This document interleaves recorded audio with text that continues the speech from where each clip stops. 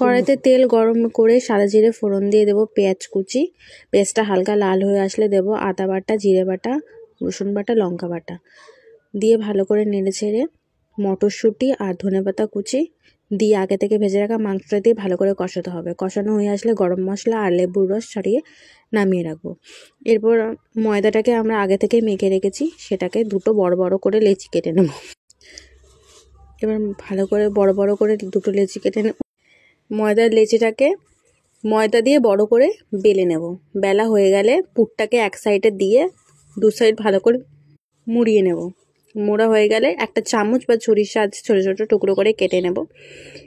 এরপর একটা ব্যাটার তৈরি করব। তার জন্য লাগবে একটা ডিমটাকে ফাটিয়ে সামান্য পরিমাণে নুন দিয়ে ভালো করে গুলে একটা করে চিকেনের পুর ভরা ময়দা দিয়ে তেল গরম করে ছেড়ে দু সাইড ভালো করে লাল হয়ে আসলে তুলে নিলে তৈরি এক চিকেন কস্তুরি।